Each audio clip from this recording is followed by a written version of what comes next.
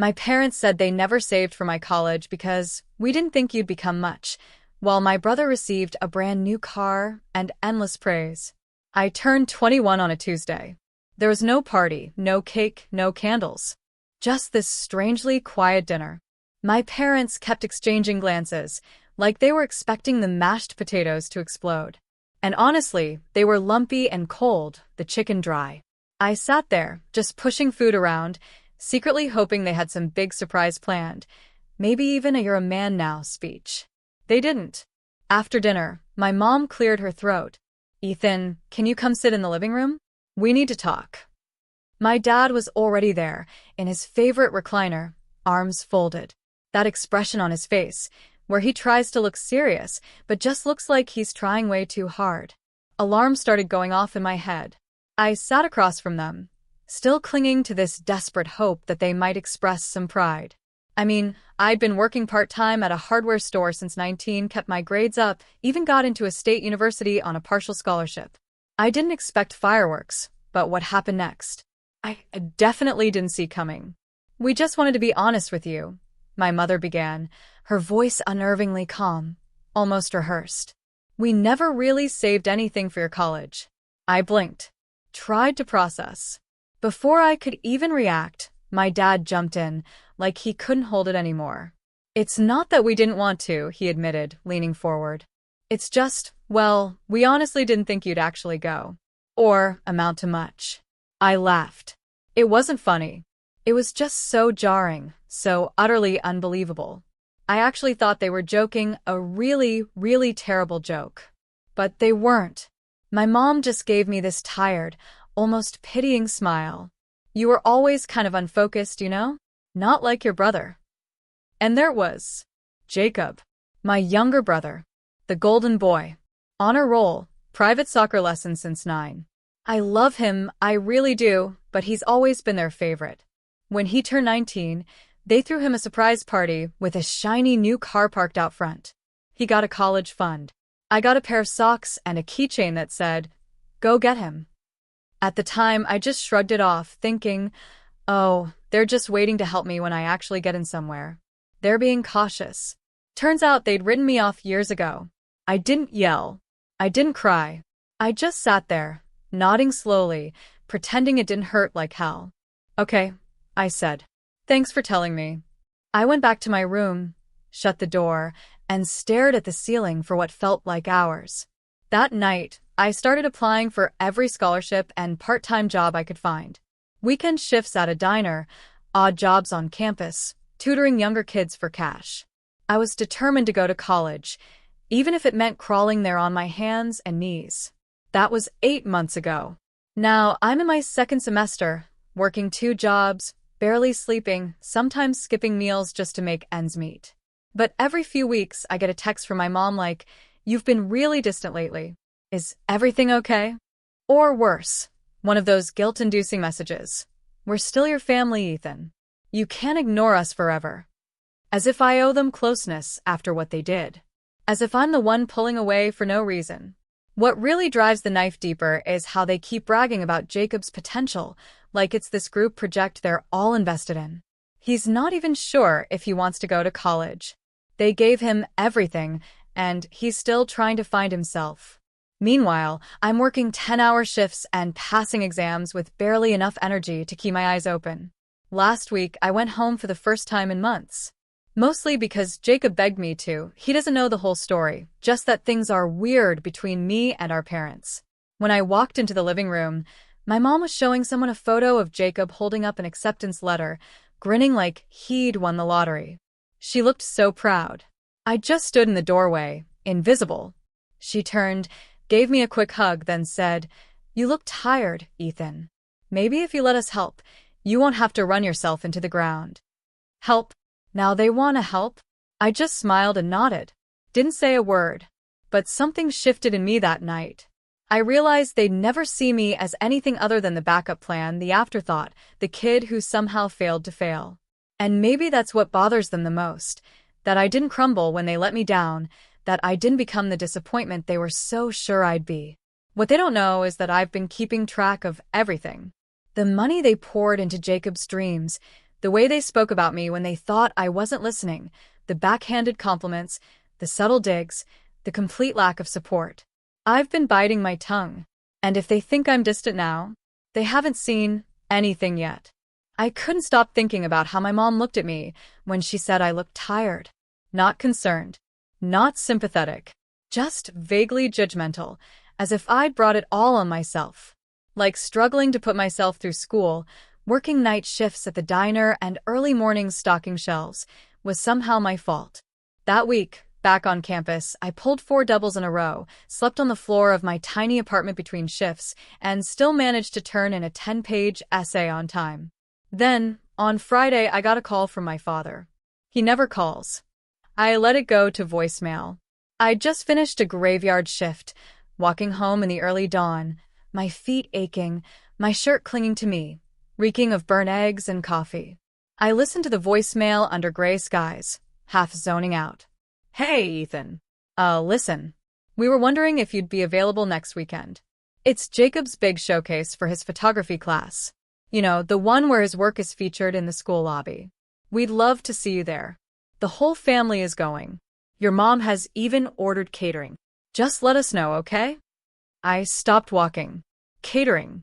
For a high school photography exhibit. Suddenly, I was 19 again, standing in the rain outside my school's debate final, waiting for anyone, to show up and cheer me on. They never did.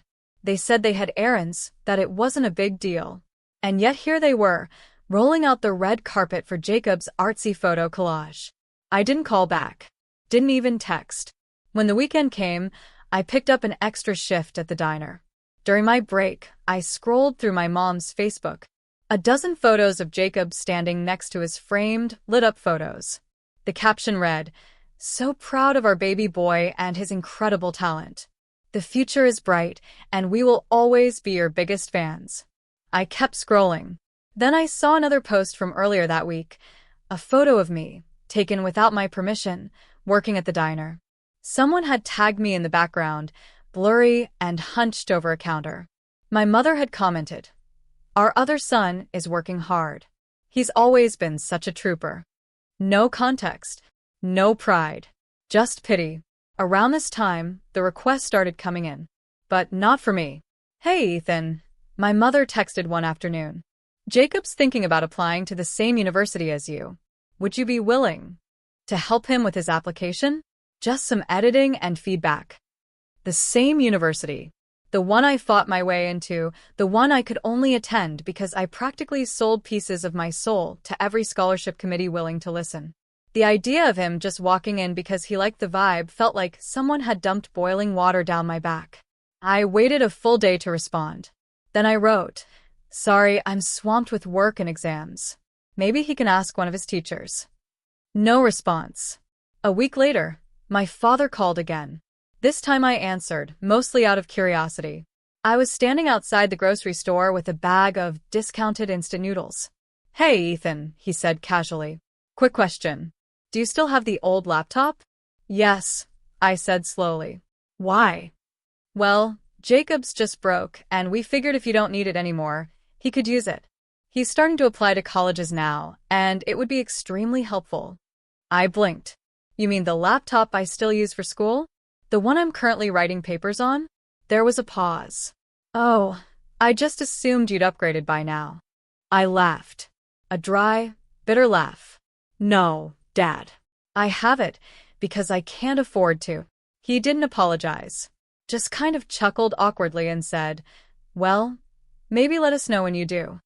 That's when it hit me. They weren't just favoring Jacob. They saw me as an accessory, a spare tire, to be used when convenient and stored away when not. It wasn't about love or fairness. It was about expectation. Jacob deserved things. And I was supposed to earn scraps and be grateful for them. A few days later, I got sick. Not just a little flu, but really sick. Fever, sore throat, full body ache. It felt like my organs were melting. I had to call out of work, which meant I missed rent by about $50. I texted my mother, not to ask for help, but out of desperation, just to feel human. "I've been sick. Haven't slept. Can't work." She replied 3 hours later. I hope you feel better soon. Drink tea. Maybe Jacob can drop off some soup if he has time. He didn't. And when I finally got out of bed 3 days later to check my mailbox, there was a card. One of those cheap dollar store greeting cards with a puppy on the front. Inside was a $15 bill and a sticky note that said, "You've always been a fighter. We believe in you. Love, Mom and Dad." I stared at it for a long time. $15. Meanwhile, I knew Jacob was about to get a new camera, which Dad had mentioned on Facebook. I stopped responding to texts because I realized I would never be enough for them. Not even close. And the more I tried to earn their love, the more pathetic I looked in their eyes. That was the tipping point. Not a scream or a blow-up, but a quiet, seething realization. I declined calls. And then came the moment that turned my frustration into full-blown rage. 3 weeks later, I was on my way to work when I ran into Jacob on campus. He looked surprised but happy. "Hey man, I didn't know you had class in this building." I told him I was on my way to work, and he frowned. "Still doing that diner thing?" "Still paying my own way," I explained. He laughed, like it was a joke. And then he said something I'll never forget. "You know, Mom and Dad were going to help you with your tuition at one point, but they thought it would make you complacent, like you'd give up trying." I froze. "Yeah," he continued, oblivious. "They said you needed to struggle a little to stay motivated. Like if they handed you money, you'd just waste it." I stared at him, my own brother, parroting back the twisted logic that justified my suffering. He shrugged. "Anyway, I have to run. I have a meeting with the student gallery director. They're thinking about giving me my own wall this spring." I remained motionless, staring after him as he walked away. The world didn't blur or shake. It just hollowed out. That was when I decided I was done playing along. Done pretending the distance was unintentional. Done giving them any part of me that they hadn't already discarded. I didn't know what I was going to do, but I knew it wasn't over. Not by a long stretch. I didn't go to work that day. Instead, I walked past the diner, the student center, past everything, until I found a quiet spot behind the library and sat down on the cold concrete. I don't know how long I sat there, an hour or two, staring at the cracks in the sidewalk, watching ants crawl around like they had somewhere to be. I kept thinking about Jacob's words. They thought that if they helped me, I'd stop trying. That I'd become lazy. That I didn't deserve help. I'd been breaking my back for 2 years straight, working myself to the ground, while they watched from a distance and congratulated themselves on how my suffering was noble, necessary, character building. I felt rage, yes, but beneath it was something deeper, something I hadn't admitted to myself until that moment. Shame. Not because I'd failed, but because I'd spent so long chasing scraps from people who never saw me as worth feeding in the first place. And now, the worst part, I felt hollow. That night, I went home to my apartment and stared at the bills on the kitchen counter. Rent was 7 days overdue. Electricity was due in 3. My phone had 5% battery and I couldn't find my charger. I hadn't eaten anything but a gas station granola bar since yesterday morning, and I was exhausted. I lay down on the floor because my bed was covered in clean laundry that I hadn't folded, pulled a hoodie over my face to block out the light from the hallway, and just stopped. For 3 days. I didn't go to work. I missed class. I let my phone die. I didn't eat, and I didn't shower. I just lay there, feeling like a ghost inside my own skin. And when I finally got up, when my stomach hurt so bad from hunger that I couldn't ignore it any longer, I looked in the mirror and barely recognized myself. My face was pale, my eyes sunken, the bags under them so dark they looked like bruises. Still, I reached for my backpack, grabbed my laptop, and walked to the campus library. The only thing they hadn't taken from me was my mind. I began slowly. 1 email, 1 scholarship, 1 line on a resume. I applied for a campus tutoring job, then another part-time job at the computer lab. I went to the financial aid office to ask questions I should have asked a year ago. I ate ramen for a week straight and drank water from the library fountains. I discovered emergency grants I had no idea existed. Sold a few old books online. Even posted my notes from last semester's chemistry class on a study help site and started making $15 here and there as people downloaded them. I used to sleep with my coat on because I couldn't afford to turn on the heat, but I kept going. I started getting up early, not because I had energy, but because I needed time to work before classes. I'd work shifts at the computer lab from 6 a.m. to 9 a.m., then sprint to class. In the afternoons, I tutored high school students via Zoom, using the library study pods for privacy. I even started helping a freshman with math in exchange for meals. He had a generous meal plan and didn't mind sharing if I helped him pass calculus. And slowly, so slowly, I started to breathe again. There was this moment about a month later that I still remember. It was 7:45 a.m., and I was sitting at the computer lab desk, eating a banana from the tutoring center's free snack table. The sun was pouring through the windows, lighting up the dust in the air. And for the first time in forever, I didn't feel like a failure. I didn't feel like someone chasing approval or trying to win affection. I felt capable. I'd done this despite them, not because of them. And then the universe threw me a bone. I got accepted into a research fellowship program that paid a monthly stipend and provided me with lab experience. I'd applied on a whim weeks earlier, thinking I'd never get it, but I did. The email came with a subject line, "Congratulations, Ethan." I sat there and read it 5 times before I let myself believe it. 4 days later, I was able to pay rent on time for the first time in months. I bought a space heater, restocked my fridge with actual food, and even replaced my frayed backpack with one I found on sale. Then, in an impulsive act of self-care, I bought a cheap journal and began writing again, something I hadn't done since I was 17. It wasn't all sunshine after that. Jacob posted a video of his college decision reveal, and there they were again. Mom and Dad clapping, crying, hugging him as he opened his acceptance letter. They bought him balloons, took him to dinner, made a slideshow about his accomplishments. I still had moments when I was bitter. Seeing family photos online hurt like a wound I kept scratching. The caption said, "One down, one to go." As if I were just background noise. But something inside me had changed. They didn't break me. They tried. Whether they meant to or not, they loaded me down with doubt, tied bricks to my legs, and tossed me in the deep end. But I swam. I clawed my way back to the surface, breathless and shaking, but alive.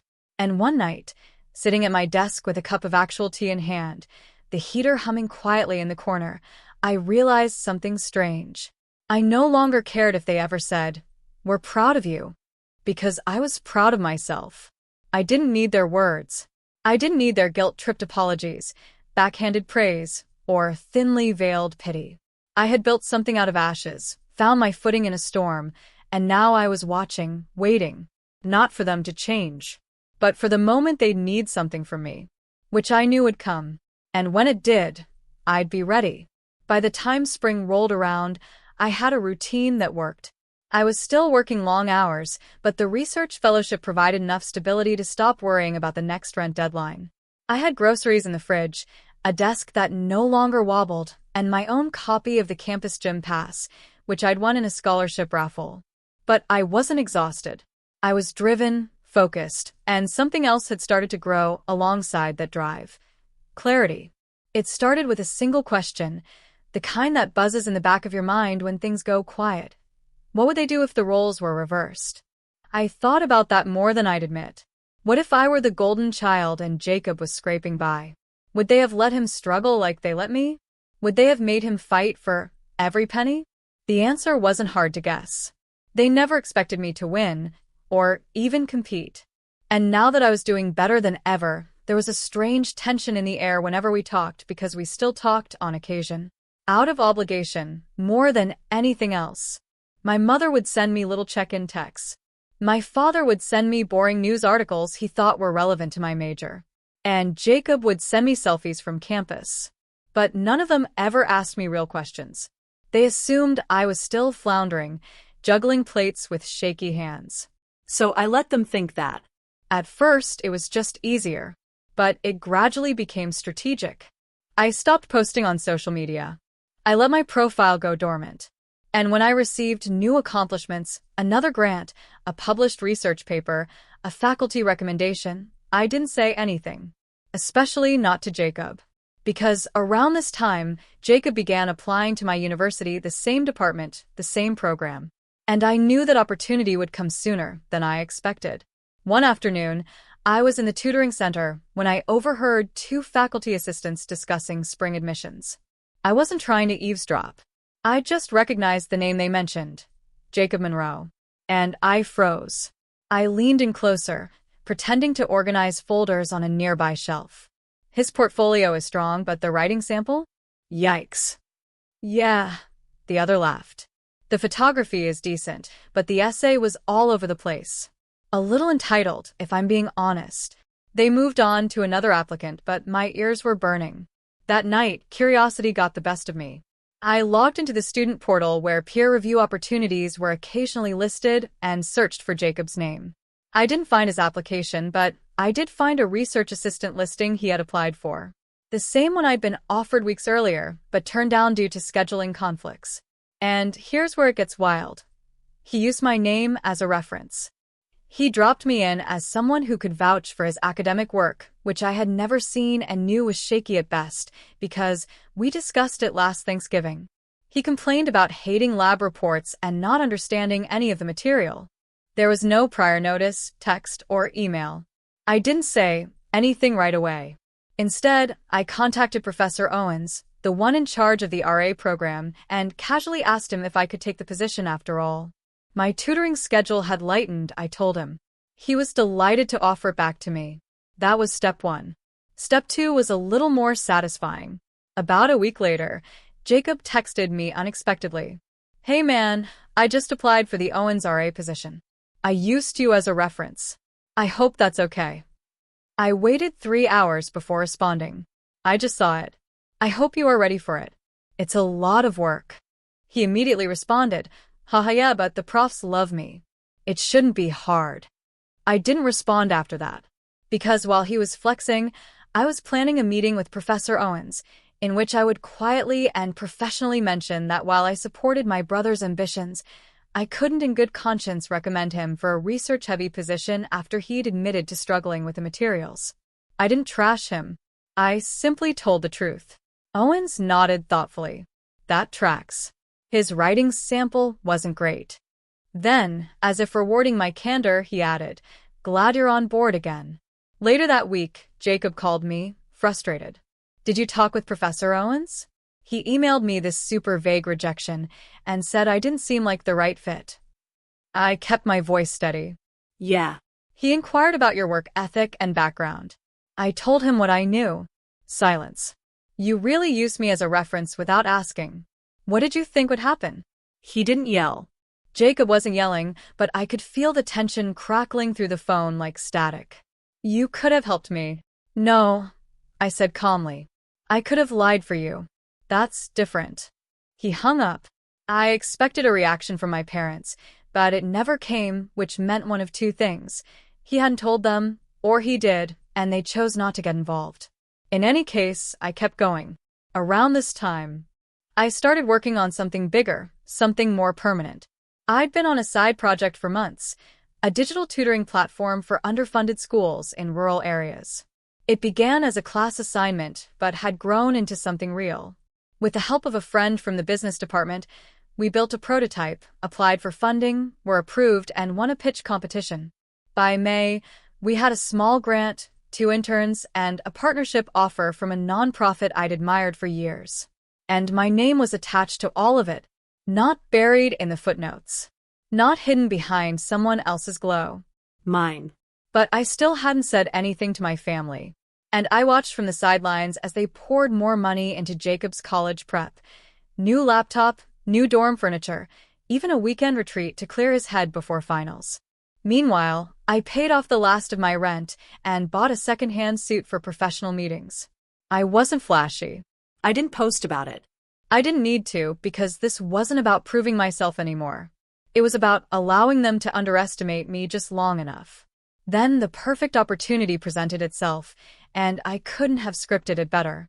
Jacob got into my university, and they were overjoyed. My mother called and left a voicemail. My father sent a group text about the boys being reunited. And Jacob even texted me directly, acting as if we were on good terms again. Looks like I'll be crashing your turf soon. Maybe you can show me the ropes. I stared at that message for a long time, because he had no idea what he was getting into. The first day of orientation was approaching, and I had already volunteered to help run the student panels that week. I had access to the speaker list, the student guides, the welcoming packets. I knew everything about who was coming, what they'd be doing, and how to steer things in interesting directions.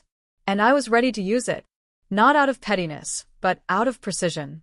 Because if they were going to spend years pretending I was invisible, I was going to show them what I was. Orientation week arrived with all the chaotic energy of a theme park on opening day. New students wandering campus with wide eyes, parents hauling suitcases, campus guides barking directions with barely concealed exhaustion. I'd volunteered to be a member of the Student Success Panel, a carefully curated group of upperclassmen meant to inspire and reassure freshmen and their families. We were asked to share our stories, how we overcame obstacles, found community, succeeded academically. It was supposed to be wholesome and uplifting, but I turned it into something entirely different. My moment. The event took place in the university's main auditorium, packed with incoming students and their parents. I recognized Jacob's voice before I saw him, shouting something about parking to my mom. Sure enough, there they were. Jacob in his designer sneakers, Mom in a bright floral cardigan, and Dad scanning the crowd like he owned the place. They didn't see me on stage until I stood to speak. I was the final student on the panel, and the moderator handed me the mic with a smile. Ethan, you're one of our research fellows and scholarship recipients. Why don't you tell everyone how you arrived here? I took a breath, steadying my heartbeat. Of course. I'd love to, I said. And then I told the truth. Not the clean, curated version. The real one. I wasn't supposed to make it here, I said, pacing slowly across the stage. Not because I wasn't capable, but because I didn't have the support most students take for granted. I watched as some parents glanced at each other. My mother shifted uncomfortably in her seat. My younger brother, who's here today, actually got a full ride from our parents. They bought him a car at 19, gave him a college fund, and celebrated every win, big or small. I got a lecture on how they didn't think I'd ever amount to much. Gasps and chuckles rippled through the audience. I worked 2 jobs to get here. I lived on instant noodles and barely slept to keep up my grades. Not because I was special, but because I had no other choice. However, I paused, locking eyes with Jacob in the 4th row. Pressure can either break you or sharpen you. I chose to become sharper. The moderator tried to gently nudge me back to a lighter tone, but I waved her off with a smile. Sorry, this is important. There are students in this audience who believe they do not belong here, who have been told that they will never be enough. I'm here to tell you that they're wrong. You do belong. You can thrive, and you don't need anyone's permission to prove it. The applause was awkward at first. Then it grew. My professors applauded. The faculty coordinator nodded. Even the moderator had to admit how powerful it was. My parents sat stone-faced, completely surprised. Jacob stared at the floor. And that was just the beginning. After the panel, parents and students interacted with the speakers. A few kids approached to shake my hand. One mother hugged me and whispered, "My son needed to hear that." Meanwhile, Jacob vanished behind the auditorium, most likely hoping to avoid the consequences. But I wasn't finished yet. I had one final card to play. That afternoon, a reception was held for the families of students who received academic honors or leadership positions. It was an invitation-only event. And while Jacob was not invited, I was. And this year, I wasn't there alone. See, I had sent 2 of my own invitations. One went to my favorite professor, who has mentored me since my 2nd semester and treated me as an equal. The other went to Mr. Baines, my high school guidance counselor, who once told me I wasn't competitive enough for college. He appeared stunned, impressed, and graying at the temples. "Ethan," he replied, shaking my hand. "I can't believe this. You appear successful."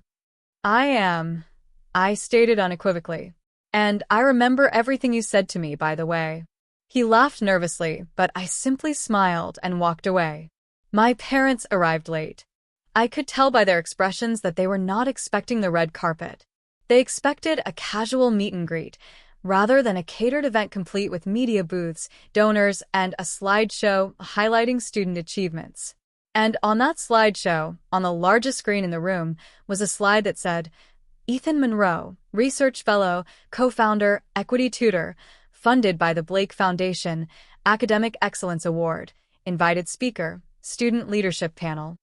First, my mother's mouth fell open as the slide cycled past. My father blinked slowly, as if trying to reboot his brain.